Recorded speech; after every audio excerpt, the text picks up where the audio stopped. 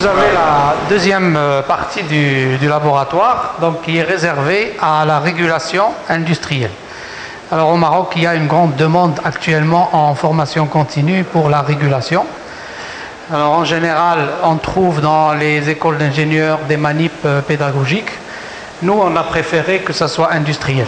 Donc toujours dans le même sens d'idée, c'est-à-dire faire bénéficier nos élèves ingénieurs de la dernière année et en même temps pouvoir satisfaire les besoins des industriels dans ce sens. Alors on va commencer par cette machine. Donc cette machine, nous l'avons récupérée justement d'un hôpital qui faisait la stérilisation d'eau et nous l'avons transformée pour la rendre utilisable pour des travaux pratiques en régulation. Donc nous avons conçu le système hydraulique.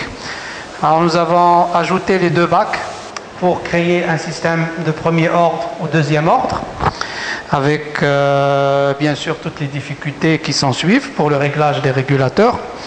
Et nous avons complété le circuit hydraulique.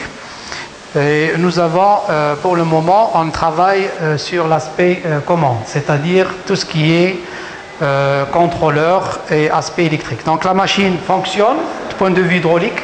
Mais vous voyez là que ce sont deux de nos élèves ingénieurs qui travaillent sur la machine pour justement concevoir la partie commande, aussi bien électrotechnique que automate programmable.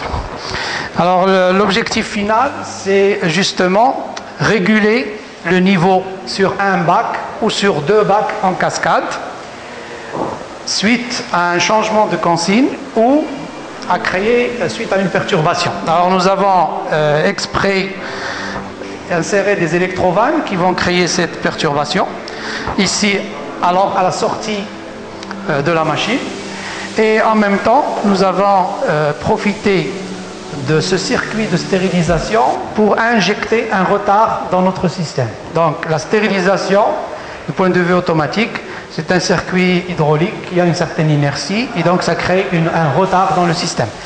Donc pour les gens qui seront en formation ici, vont aussi bien travailler sur un premier ordre pur, un deuxième ordre pur et aussi avec du retard. Donc on a conçu un système de vannes pour éliminer le retard. Okay. Récupération. Et justement l'objectif final, c'est par automate réaliser cette régulation de niveau sur un ou deux bacs en cascade. Alors à côté de cela, nous avons des maquettes pédagogiques pour la commande numérique.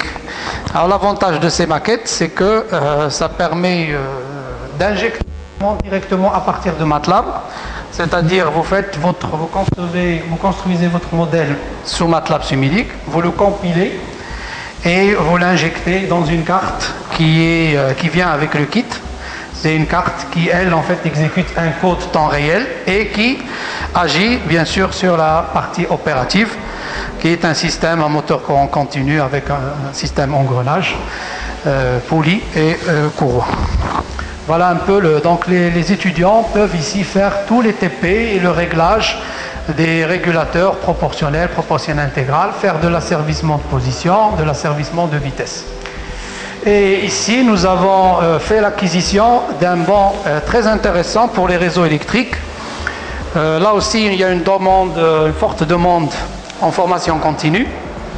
C'est un banc de régime de neutre. Il y aura un groupe qui va venir bientôt cette année de la société Managib, une grande société au Maroc, qui vont faire les TP sur les régimes du neutre. Donc c'est une notion qui est un peu toujours mystérieuse et mythique pour les ingénieurs, et ici ils peuvent voir ça avec simplicité et comprendre justement les difficultés des régimes du neutre. Voilà un peu le laboratoire.